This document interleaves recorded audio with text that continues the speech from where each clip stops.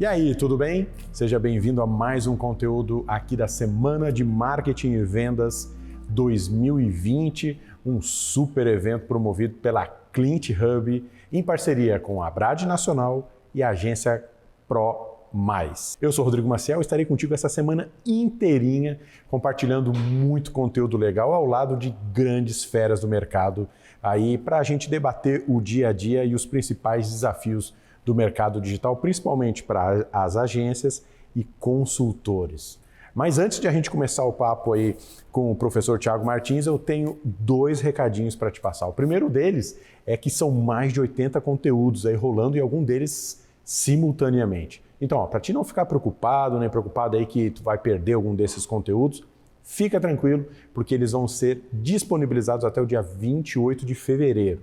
Vai receber lá tudo bonitinho, tá tudo certo, tá? Fica com a gente aqui que eu tenho certeza que esse conteúdo aqui vai ser sensacional. E o segundo recado, cara, é um sorteio. Tá rolando um sorteio e eu vou te contar aqui agora como tu vai fazer para participar. Muito fácil. É só tu fazer um stories e marcar a hashtag SMV2020. E aí, com essa participação... mas antes eu preciso te dizer o seguinte, tu tem que marcar, fazer essa foto mostrando que tu está assistindo o conteúdo. Por exemplo, eu e o professor Thiago, bonitos aqui na tua frente, tu vai bater uma fotinho onde vai mostrar que a gente está aqui na live junto contigo e aí tu vai marcar a hashtag SMV2020. O que tu vai ganhar com isso? Uma entrada para o Digitalks Expo 2020, mais um livro do Estevão Soares chamado Mentropia. Sensacional. O sorteio vai ser realizado nesta sexta-feira, às 19 horas, no perfil da Clint Hub. Imperdível. Combinado? Então é isso. Vamos ao papo, porque hoje nós vamos conversar com o professor Thiago Martins. Eu já vou pedir para ele se apresentar, mas antes deixa eu te dizer, marcas autênticas, como algumas empresas conseguiram se destacar e conquistar advogados da marca. Baita papo, né? Então, professor, seja muito bem-vindo. E vamos lá, por favor, apresente-se para nós, o que a gente pode saber mais de você.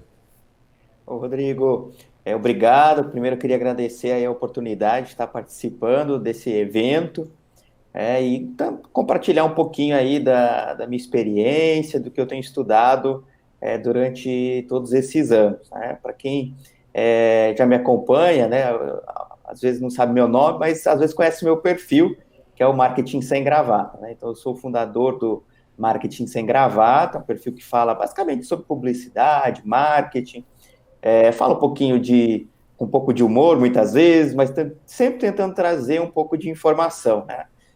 De uma forma um pouco mais leve.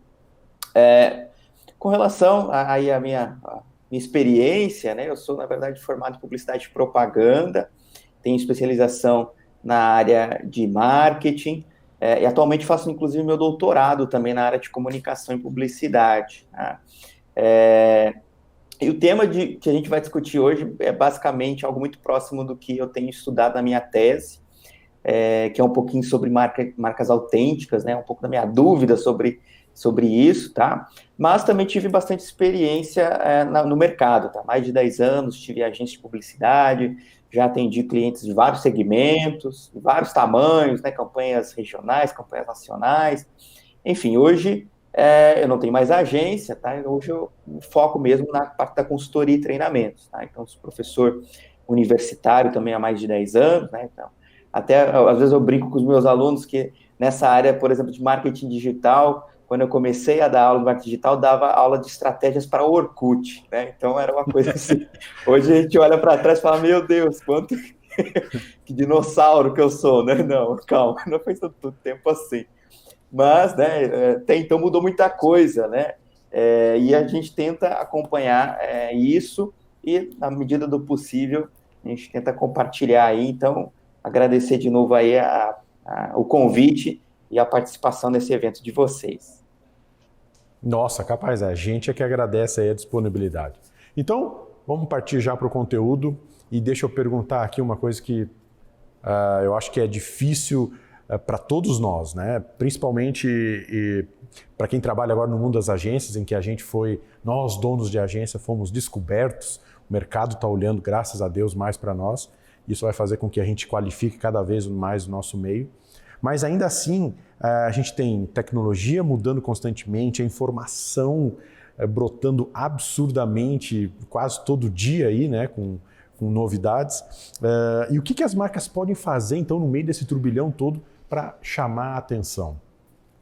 Olha, essa questão é muito interessante, né? Como eu disse, né, eu já tive agente de publicidade durante muitos anos, eu sei quais são os desafios, quais são as oportunidades, quais são as dores, né? Então, não é fácil, né? Realmente não é fácil. Tem que ser muito corajoso para isso, né? Mas empreender no Brasil já é complicado, né? E eu acho assim que empreender com agência de publicidade é mais ainda, né? Porque é um desafio muito grande, você tem que lidar com fornecedores, tem que lidar com clientes, tem que lidar com os colaboradores, mas assim, é um clima muito legal, é um desafio muito legal, sabe? Eu gostava muito de ter agência, né? Eu só realmente parei porque me foquei mesmo na área acadêmica, fazer meu mestrado, fazer meu doutorado, então demanda tempo isso, né? Quem está assistindo aí, dono de agência sabe, né? Demanda tempo, e a minha profissão mesmo não tem jeito, né? Eu sou publicitário de formação, mas eu sou professor por paixão mesmo, né? E o meu objetivo é realmente assim, tentar compartilhar e ajudar os donos de agências, profissionais, etc., nesses desafios, né? Então, eu sei que hoje nós temos aí os nossos clientes que eles estão mais informados, eles estão buscando também informação, às vezes eles já vêm com uma ideia, com uma estratégia pronta, né, que ele viu num vídeo, que ele assistiu um tutorial, que ele leu num blog, que ele viu aí numa semana, né, numa jornada, num congresso, e a gente precisa sempre estar por dentro de tudo isso, né? Então, essa questão da marca se destacar é algo muito interessante e importante. Por quê? Porque antes a gente tinha lá, né, um mercado, vamos supor assim, um mercado regional, você tinha uma empresa e você tinha os concorrentes daquela região, né? Hoje você tem concorrentes aí basicamente do mundo todo, né? Então, você precisa cada vez mais se destacar. Eu não vou ficar reafirmando tudo isso que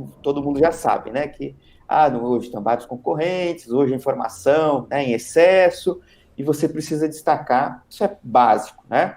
Mas o que é importante, e é isso que algo que me despertou já há alguns anos, como que algumas marcas conseguem se destacar, independente, às vezes a gente tem marcas grandes ou pequenas, né? Estive num congresso, dei uma palestra num congresso ano passado no interior da Bahia, e o pessoal discutia muito sobre marcas com propósito, né? Então, eu acho interessante, acho super bacana, né? Que as marcas tenham propósitos, tenham muito a ver com branding, né? Mas muitas vezes eu percebo que não existe aí uma autoridade, não existe uma autenticidade nesses propósitos das marcas, né? Então, eu acho que o grande diferencial dessas marcas está exatamente aí, nesse planejamento desse branding, entendeu? Para realmente transmitir essa autenticidade e você não cair aí na modinha que todo mundo está falando, né? Você realmente ter aí uma marca autêntica. Então, eu acho que, né, como é o tema aí do nosso bate-papo, né? Eu acho que a forma das marcas se destacarem com certeza, elas passarem uma autenticidade, né? Isso, eu estava falando, né? Poxa, eu dava aula de Orkut, então, antigamente, basicamente, o que as empresas precisavam era ter ali uma rede social, um site, trabalhar e-mail marketing, né? Hoje não, hoje a gente precisa ter um contato direto, uma interação. Hoje existe muito mais tecnologia, né? E o que eu acho mais interessante, né, é que hoje, quanto mais tecnologia a gente tem, mais os consumidores estão buscando uma humanização das coisas, né? A gente não quer ser atendido, por exemplo, por um robô no telemarketing, né? A gente quer falar com a pessoa, né? Então, o grande desafio está a gente transformar e criar essas marcas autênticas e humanas. O senhor estava falando aí, fiz algumas anotações e me veio logo na cabeça essa coisa do propósito, o Simon Sinek, né, do Golden Circle, e como isso, cara, qualquer evento que tu tinha, alguém falava do Simon Sinek, como isso virou uma moda, Mas como aquilo não está autêntico, né? É mais um livro que a pessoa leu, tenta encaixar no negócio dela, mas sem autenticidade aquilo não gruda, né? Acaba não reverberando, vamos dizer assim, né? Exato. Isso é uma coisa assim que a gente tem que tomar cuidado, sabe, como profissional da área, para a gente realmente não cair nessas modas, tá? Particularmente na minha tese, eu estudo o politicamente correto na publicidade brasileira, né? E eu percebo Nossa, assim como bem delicado. É um tema bem delicado. Bem delicado, né? Como politicamente correto é. Mas eu percebo assim que a gente tem algumas marcas que elas acabam caindo, por exemplo, na moda, né? De defender, às vezes, assim, as minorias. Não estou falando que não é para defender as minorias, pelo contrário. Claro, mas eu acho que isso tem que ser autêntico, sabe? Eu gosto muito, por exemplo, de uma entrevista do Caíto Maia, que ele é o fundador da Chili Beans, né? E eu achei muito interessante, porque eu sou fã, assim, da marca Chili Beans, do brand que eles criaram, assim, sabe? E ele fala, e na entrevista, hoje ele fala assim, poxa, o pessoal está levantando a bandeira do público LGBT+, tá falando aí do pessoal da tatuagem, mas a gente faz isso já há muitos anos, né? E a gente nunca precisou levantar essa bandeira, né? Então, para mim, isso é autêntico, né? Então, ele faz porque ele acredita, porque é do DNA da marca, né? Não porque hoje é uma modinha, então agora eu vou levantar a bandeira, eu vou falar um pouco mais sobre isso, né? Então, isso é super importante da gente tomar cuidado. Isso pode ser, claro, um marketing de oportunidade, né? Então, o público quer tá discutindo isso, opa, isso tem a ver com o meu DNA da marca, vou aproveitar. Mas a gente tem que tomar cuidado para não dar um choque, né, nesse DNA. Tem um pesquisador italiano que chama Andrea Semprini, e ele vai falar um pouco sobre esse contrato da marca. Ele fala que toda vez quando a gente cria, né, esses contatos da marca com o consumidor ele vai criar aí o que ele chama de uma natureza semiótica da marca, né, o que eu espero dessa marca. E às vezes isso pode dar uma quebra de contrato. Até um exemplo que eu dou na minha tese é a própria Omo, né? A Omo, então, durante muito tempo, ela cria uma campanha, né, da família, da que a criança pode se sujar e a mãe vai lavar a roupa da criança, vai apoiar. E, de repente, eles fazem, isso eu acho que faz uns 2, 3 anos atrás, eles fazem um comercial falando que é um pouco mais politicamente correto, onde que o menino pode brincar de boneca, a menina pode brincar de carrinho, né? E isso cria o quê? Cria essa quebra de contrato e um boicote dos consumidores, porque os consumidores basicamente são a família tradicional, né? Vou colocar entre aspas esse tradicional, né? E aí eles não concordam com isso, tá? Então, como eu disse, não estou falando que tem que defender ou não tem que defender esse tipo de argumento. O que eu estou falando às vezes você está construindo um DNA da marca e, de repente, você vai para um viés que vai contra os valores do seu consumidor, do seu cliente, e isso pode dar um boicote da marca, pode gerar uma crise, como aconteceu com a Omo, que é uma mega marca de uma mega multinacional, que não teve que pedir desculpas depois, teve que pedir uma retratação e não tocou mais muito nesse assunto, né, que é o que a gente estava falando, do delicado do politicamente correto, né? Uma linha muito tênue, né? Então, mas isso tem a ver com essa autenticidade. Então, eu preciso fortalecer esse meu discurso. Então, se aparecer alguma coisa interessante, né, que as pessoas estão discutindo e tem a ver com esse meu DNA, isso com certeza vai reforçar esse branding, né? Esse conceito de marca que eu quero transparecer. Maravilha, maravilha. E como uma marca autêntica pode ter um diferencial? Acredito muito que está ligado com esse desenvolvimento desse DNA e principalmente dessa humanização. Eu acho que a gente vê, inclusive, né, alguns casos muito interessantes aí de empresas que estão trabalhando isso. E eu queria aproveitar, né, e dar um caso assim do Bar do Capelão. Não sei se todo mundo conhece o Bar do Capelão, que é um bar que existe há mais de 18 anos lá em Minas Gerais, e é um bar, assim, um boteco mesmo, né, tradicional. E ele tem as redes sociais dele, então se você estiver assistindo aí a nossa transmissão, né, entra aí no Facebook, pesquisa assim, Bar do Capelão, né? E é engraçado porque ele fala um monte de coisa. Da Copa do Mundo até, ele avisou para as pessoas, vem para cá consumir, que eu quero que vocês gastem dinheiro aqui mesmo. Eu botei televisão aqui para vocês assistir jogo, mas não é só para ficar assistindo jogo. Exato, esse mesmo. O Bar do Capelão, eu acho que é um exemplo muito interessante para ser estudado. Por quê? Porque ele xinga os consumidores de insetos, né? Ele fala, vocês insetos, você não vem aqui, você vem aqui para assistir o jogo, né? E ele faz o maior sucesso, né? É muito interessante. Até eu fazendo navegando assim e buscando aqui para a gente conversar, né? Eu fui ver qual que é a avaliação dele lá no Facebook, e a avaliação, naquela avaliaçãozinha de 0 a 5, né? Onde 5 é excelente, a avaliação dele é de 4,9. Nossa! E deve ter vários, né? E deve ter vários votos, né? Muitos votos, né?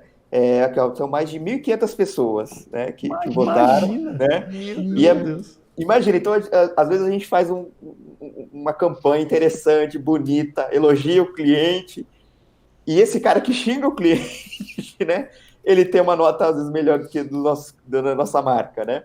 E eu separei aqui, por exemplo, 2 casos, assim, muito interessantes, né? O pessoal, então, faz a avaliação e deixa um comentário, né?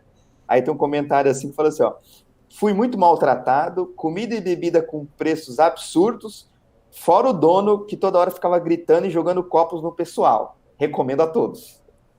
Então, faz muito sentido. Aí outra pessoa, né? Nota 5, né? O pior atendimento do Brasil, comida ruim e caríssima, se quiser sofrer, ser extorquido, maltratado, está no bar certo. Bar do Capelão, o melhor do Brasil. Recomendo. Né? Então, o que isso mostra para mim, né?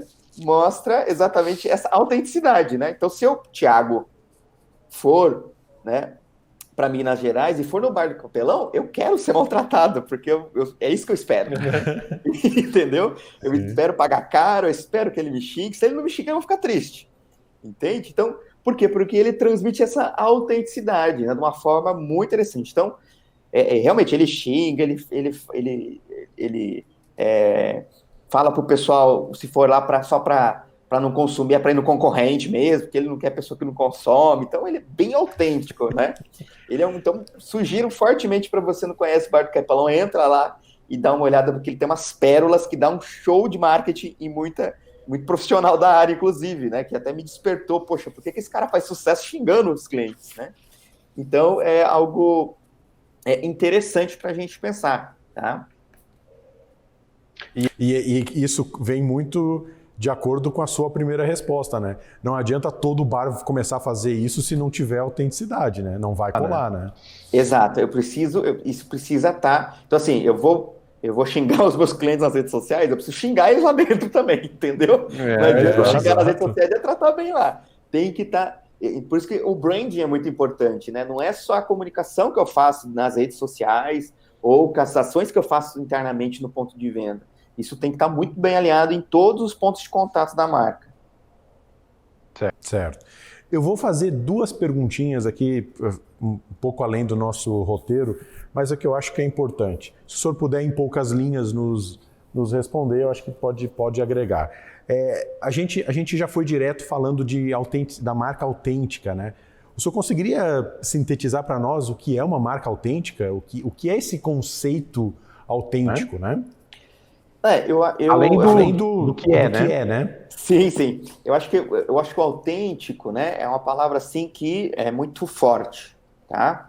Então, até assim, eu não acho que a gente consegue criar, tá? E é uma opinião minha, a gente não consegue criar uma coisa 100% autêntica. A gente consegue criar um efeito de autenticidade, né? E esse efeito de autenticidade, ele está nessa comunicação e nessas ações integradas, tá? E isso está muito ligado com o quê? Valores da empresa, né? Então, por isso, quando a gente pega lá, por exemplo, o Kotler, né, que é o papa aí do marketing, etc., né, lá no Marketing 3.0, ele já vai falar sobre a autenticidade dessas marcas, né? Ele não fala nessas palavras, mas ele fala de como que as marcas elas precisam ter espírito. O que é o espírito? Ela precisa ter uma humanização. E como que, eu estou falando de um PJ, né, uma pessoa jurídica, como que tem uma pessoa, né, eu crio uma humanização para uma pessoa jurídica?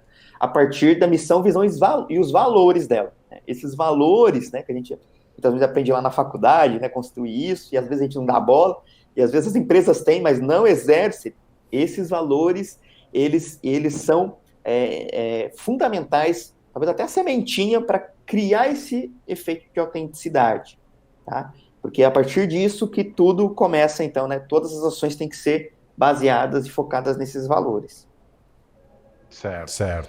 E a minha segunda pergunta, aqui off-topic também, mas tem a ver com a nossa primeira resposta, é uma coisa que sempre me intrigou e que bom que eu estou tendo essa oportunidade aqui. A gente sabe que a população LGBT, ela não representa, não sei se é Brasil ou mundo, não vi direito essa pesquisa, de 3 a 4% da população, né? Por que as marcas compram algumas coisas para uma parcela tão pequena? Por que algumas defendem essa bandeira? É porque é legal? O que o senhor vê disso aí? Não estou aqui julgando, né? Pelo amor, eu estou tentando entender a estratégia, né? Qual é a estratégia disso, né? Essa pergunta, e aí minha resposta também é muito delicada, né? Por quê? Porque você tem aí uma minoria, tá? Que realmente, né, é uma pequena parcela da população, e hoje você discute muito sobre isso no Brasil, né? O Brasil, ele está atualmente polarizado, tá? E algumas marcas, elas defendem isso e levantam essa bandeira, porque, claro, identificam que é um público consumidor, mas mesmo, por exemplo, as pessoas que são héteros, cis, né, elas também defendem essa bandeira, né? Então, eu demonstro que eu sou uma marca legal, interessante, tá? Mas a gente não pode também cair nessa... E a gente, como profissional da área, sabe disso, né? A gente não pode cair nessa cilada, tá? Por que eu tô falando isso? Vamos pegar, por exemplo, a Avon. A Avon fez comercial lá com o Pablo Vittar, com um monte de pessoas da minoria, tá? Inclusive fez campanhas, né, com drags, né? Enfim, se você pesquisar, você vai ver. Eles já mudaram o argumento. Por que mudou o argumento? Porque talvez não deu retorno financeiro, tá? Gera o buzz, as pessoas falam, pô, você viu a Avon, colocou lá o Pablo Vittar, primeira vez que a gente tem uma personalidade que representa as minorias estreando um comercial de marca de beleza. Gera o buzz, tá? Mas, aí na minha opinião, claro, pode ser que esteja enganado, não dá autenticidade, porque agora eles já mudam, eles já não estão trabalhando mais esse mesmo... Então, e é algo muito interessante, Rodrigo, por quê, né? Hoje, inclusive agora, eu estou falando com você diretamente de Portugal, né? Que eu estou fazendo um estágio do meu doutorado aqui, e eu tenho percebido que aqui na Europa, eles não têm esse discurso nas publicidades.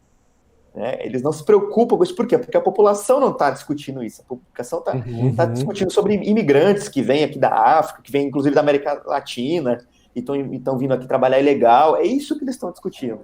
Sabe? Então, nos comerciais a gente não vê levantando toda essa bandeira como nós vemos aí algumas marcas no Brasil. Então, isso tem a ver realmente assim, com o que o público quer ouvir. Né? Então, tivemos aí, né, essa discussão toda, né, com isso. Então, a gente tem, claro, um público consumidor LGBT que mais, né, mas também temos héteros, né, cis, que defendem a causa. Que compartilham. Então, isso gera o buzz, sabe? Então, não necessariamente é para atender essa minoria, na minha opinião, é mais para você gerar um buzz. Maravilha. Então vamos entrar agora, a gente está falando muito dessa parte entre as pessoas, entre humanizar essa comunicação, isso ser autêntico, né? O senhor tem algum exemplo ou alguns exemplos de marcas que trabalham muito bem a humanização? Olha, eu acho que a gente tem vários casos, né? E um mais antigo, que eu particularmente gosto muito, é o da Ponto Frio, né? Que a Ponto Frio trabalha o Pinguim há muitos anos, né? O personagem Pinguim, né? Que é no bem Twitter mostrado. Eu acho que é um grande exemplo, né? É um grande exemplo. Então, você vê que ele cria um personagem para isso, né?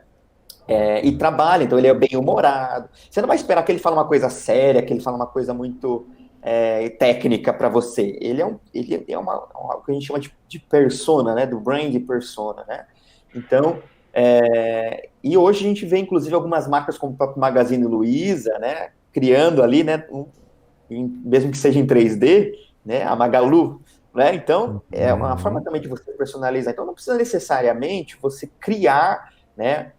Um personagem, um mascote, mas isso tem que estar ali, principalmente nessa interação com as redes sociais, tá? Isso me faz lembrar, na época que eu tinha agência de publicidade, nós atendíamos uma empresa de calçados infantis para meninas, que chama Pampili, né? Acho que o pessoal do Brasil inteiro deve conhecer a Pampili, né? E era uma coisa muito interessante, por quê? Porque nós tínhamos lá, né, a Maria, que é uma das fundadoras, e o Edson Arita, que é o diretor de marketing, e eles faziam uma pesquisa com as meninas, eles iam no quarto das meninas, porque eles falavam que o quarto das meninas era o mundo delas, né? E teve uma vez que ele me falou, o Edson me falou, que eles perguntaram para as mães e para as meninas se a Pampili fosse uma pessoa, como seria essa pessoa? E aí a maioria delas falou, olha, ela seria uma menina de 9 anos de idade, com cabelo roxo, com bota, com uma saia até o joelho, ia ser descolada, ela ia ser isso. Então, a partir disso, inclusive, eles criaram, né, a Nana Rosa, que é uma mascote mesmo, né? Então, olha só como essa construção do branding da marca, mesmo inconscientemente, cria nas pessoas, né, um personagem, né? Isso para mim é muito interessante, porque é uma pergunta bacana para a gente fazer para os clientes dos nossos clientes, né, como agência, né? Pô, né, vamos pegar ali, né? Magazine Luiza fosse uma pessoa, ela seria homem ou seria mulher? Ela seria inteligente, seria bem-humorada, né? Isso é uma coisa muito interessante. E aí a gente começou, então, a criar essa persona, né, para Pampili, tá? Então, por exemplo, a gente descobriu, por exemplo, que as meninas não chamavam as mães de mamãezinha, né? Chamava de mamusca, né? Falava, ai, que fofurice esse tênis, né? Vamos criar um mundo cor-de-rosa, né? E as crianças, né, as meninas, elas conversavam com a Pampili nas redes sociais como se fosse uma amiguinha delas, era uma coisa muito interessante. Mas mal sabiam elas que quem fazia a gestão das redes sociais da Pampili era o Guilherme Barreto, né, um homem de 20 e poucos anos, né, mas conversava toda fofurice dentro das redes sociais a partir dessa persona, né? Então isso incorporava, né? Exato, né? E as meninas e as mães nem imaginavam, né? Com certeza pensavam que era uma menina ali, ou pelo menos uma moça, né? Que estavam conversando a partir da Pampili, né? Então, isso talvez uma estratégia interessante para que eu posso deixar aí para vocês, né? Para estar desenvolvendo, né? Tá desenvolvendo aí esse personagem, essas personas, que claro que tem a ver com os valores aí iniciais do brand, do DNA da marca. Massa. Eu vou só dar 3 que o senhor falou aí do Pinguim. Eu fui muito noveleiro durante muito tempo e assisti de ponta a ponta Avenida Brasil. Foi a novela que eu mais assisti, assim. E eu nunca me esqueço que eu assistia. Era na época de transição ainda da segunda tela. A gente ainda era a primeira tela, a televisão ainda. E eu nunca me esqueço, o Pinguim, ele comentava trechos da novela e dizia, a Carminha tá usando chapinha. E aí ele botava o link de uma chapinha que estava dentro do Ponto Frio. Então, a Carminha tá fazendo... E, cara, aquilo foi muito marcante, assim, porque a gente via a novela e via os comentários do Pinguim que estava assistindo a novela com a gente. Então, porra, mais humanização do que isso, de um pinguim, né? E eu tô assistindo, ele também tá, né, junto comigo. E outra que eu não sei se encaixa no que o senhor falou é a Netflix. Eu tenho a impressão, ela não tem um personagem, mas eu tenho a impressão que é uma pessoa. Para mim, o jeito que ela faz o marketing... Não, a Netflix também é um exemplo muito interessante. Esses dias, inclusive, eu estava dando uma estudada sobre eles, né? E tem 2 casos interessantes, porque eu acho que eles têm sim uma persona, porque teve uma vez que alguém perguntou, não sei se foi no Twitter, enfim, perguntou assim, por que é a Netflix e não o Netflix, porque é serviço de streaming, né? Daí a Netflix respondeu assim, porque eu sou menina. Então, e aí teve um outro caso muito interessante, assim, que alguém marcou ele, esse foi no Twitter, né? Nossa, eu fico imaginando as pessoas que trabalham na Netflix, né, fica assistindo o filme o dia inteiro e fica mexendo na tabela de Excel, e quando o chefe chega, eles voltam pro filme, né, tipo, o contrário que se fosse a pessoa fazendo, né. Aí o Netflix responde, fala assim, nossa, mal eu vejo a hora de chegar ao final de semana e mexer em umas planilhas de Excel. Né? Sensacional, né? Então é muito interessante, assim, sabe? Eu acho que é um caso muito bacana também na Netflix. Legal. E aí o senhor falou das proprietárias da loja da fábrica de calçados, da indústria, e já vem logo essa minha próxima pergunta que, em geral, a voz do dono, a voz da marca, aliás, ela tem que ser necessariamente a voz do dono? Como é que funciona isso? Olha, essa pergunta é bacana porque hoje a gente tem algumas pesquisas que vão falar muito aí desses presidentes, né, desses CEOs que tem uma personificação da marca, né? Então vamos pegar aí, por exemplo, o próprio Tim Cook, né, com a Apple, né? Então o Tesla, né? Ali nós temos o Elon Musk da Tesla. Então a gente tem alguns presidentes que realmente têm que estar ligados com isso, mas a gente tem boa parte aí desses diretores e presidentes que não necessariamente compartilham, às vezes, né, não partilham e compartilham isso nas redes sociais, a mesma coisa da marca, né? Mas eu creio fortemente que os valores têm que estar muito afinados, né? Então, esses valores iniciais, eles têm que estar afinados. Então, o presidente, ele não precisa, por exemplo, o presidente da Netflix não precisa ser bem-humorado como a Netflix é, né? Mas ele precisa estar ligado aí com os valores que a persona da Netflix tem. E essa realidade, ela é aplicável nas pequenas marcas? Que o CEO está muito próximo, né? Sim, eu acho que mais do que nunca, né? Porque a gente tem pequenas marcas, geralmente pequenas marcas trabalham em pequenos mercados e a gente, né, o consumidor conhece, né? Pô, aquela empresa ali é do fulano. O fulano, ele não faz isso que ele prega na campanha dele, né? Então isso é muito delicado. Mas eu acho que ao mesmo tempo tem, inclusive, eu estava discutindo isso com um colega há um tempo atrás, como você trabalhar essa autenticidade, ela destaca, sabe, perante os concorrentes. Eu digo isso porque na minha cidade mesmo aconteceu algum caso assim de criar algumas hamburguerias começaram a aparecer, né? E a maioria delas fecharam, né? Porque criaram aí nesse boom, né, de hamburgueria. Mas algumas se destacaram e conseguiram ganhar o mercado também. Barbearia brotou. Nossa, foi. É igual a iogurteria. Lembra que teve uma época que paleteria mexicana. Paleteria, né? Mexicana, nossa. Mas algumas, elas se destacaram por quê? Porque elas, a gente tinha ali, por exemplo, tem uma que eles criaram uma estética interessante e um valor ali de branding, né? Então, por exemplo, ali criou um que chama de Rock Burger, né? Então, você chega lá, o nome dos lanches são nomes de banda, o dono a gente conhece, ele é roqueiro, toca rock, entendeu? Então, mesmo se às vezes eu não curto rock, mas ali eu tenho, né, uns valores agregados muito, muito bacanas, né? Tem, como a gente também vê muita hamburgueria, por exemplo, que trabalha ali personagens, né, de história em quadrinhos, né? Isso também boa parte da cidade realmente tem, né? Então, a decoração, o atendimento, tem que estar tudo baseado nisso. E o dono também tem que curtir, né? Porque senão ele não entende, ele não vai ter nem papo para conversar com os clientes, não é verdade?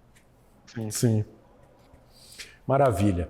E vamos falar agora indo um pouquinho mais para a prática disso, né?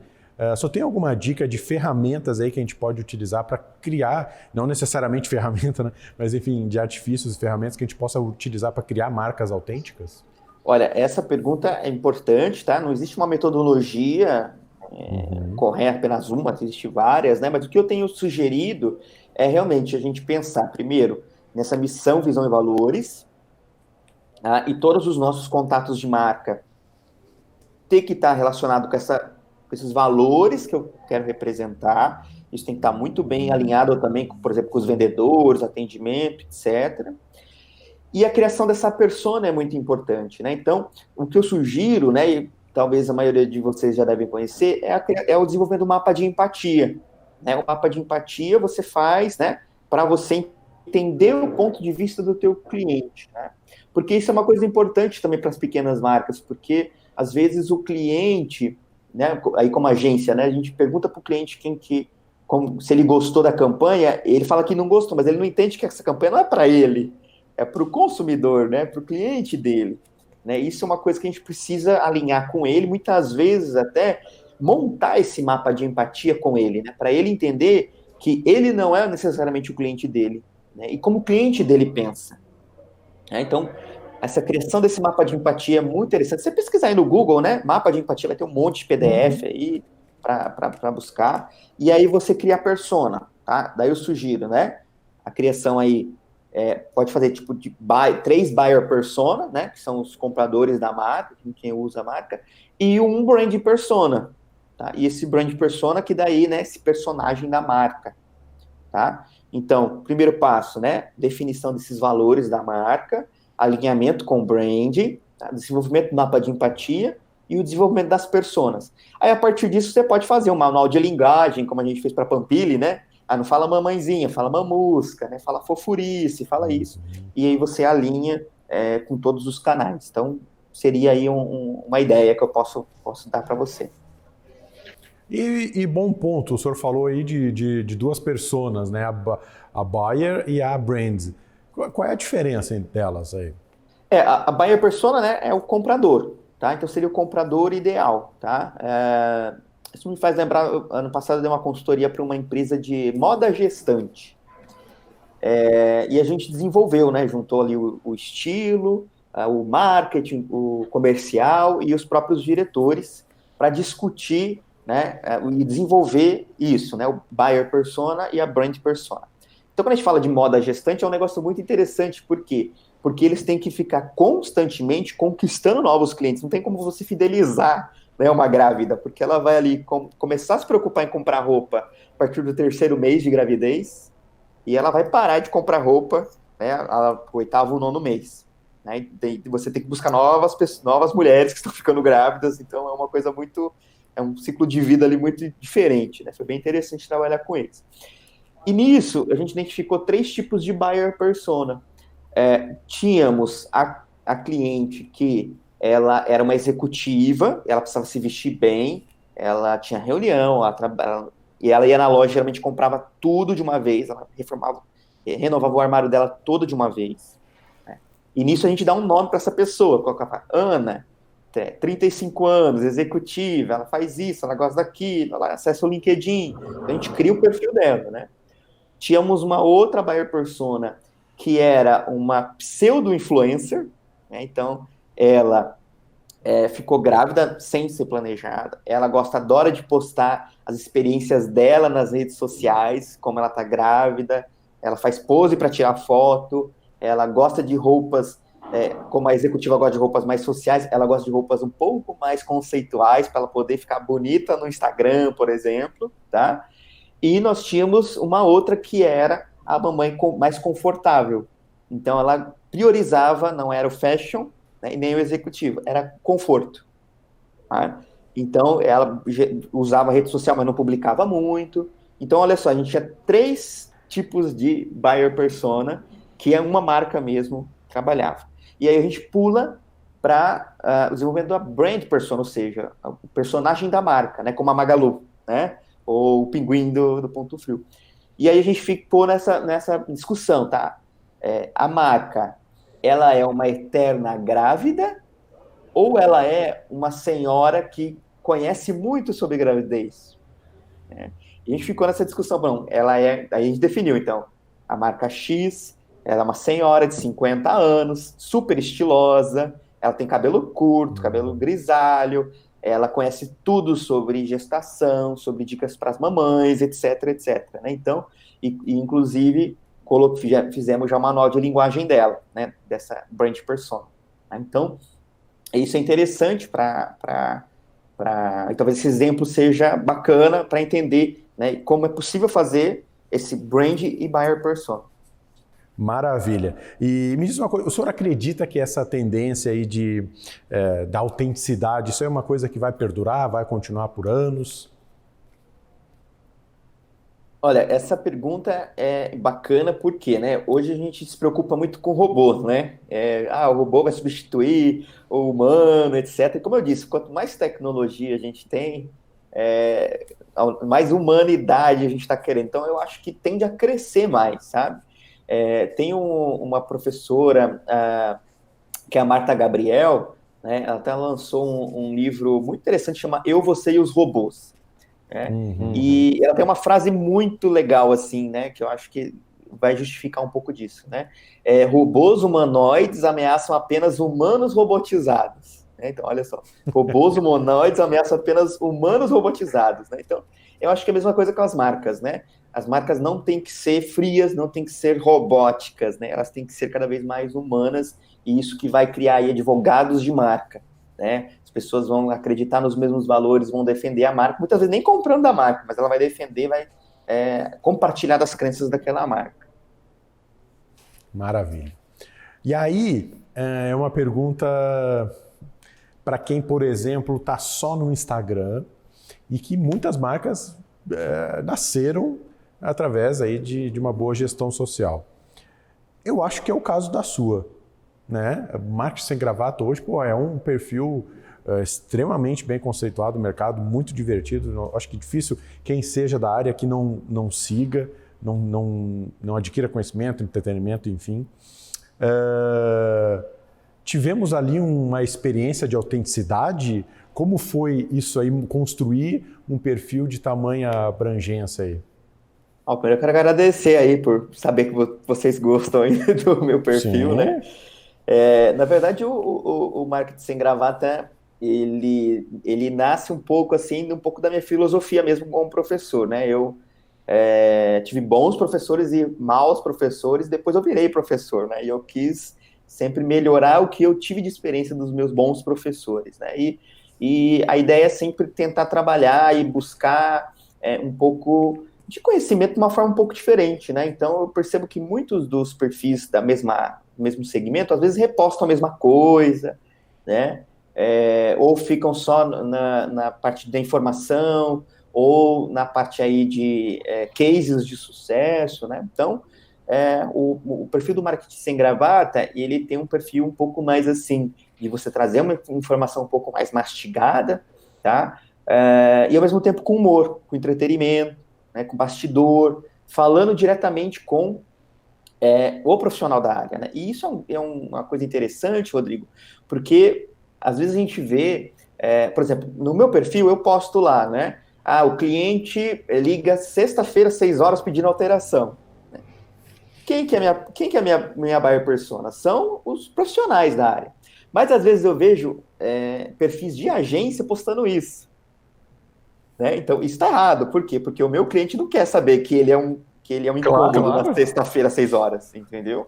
Então, isso é importante da gente pensar, né? Então, eu acho que tem um pouco a ver, sim, porque eu já trabalhei nessa área, ainda dou consultoria na área, eu sei como que é o bastidor desse mercado, e eu tento conversar diretamente com esses profissionais da área, né? Então, por isso que o pessoal comenta, o pessoal gosta, o pessoal ri, o pessoal critica muitas vezes, tem todo o direito de criticar, né?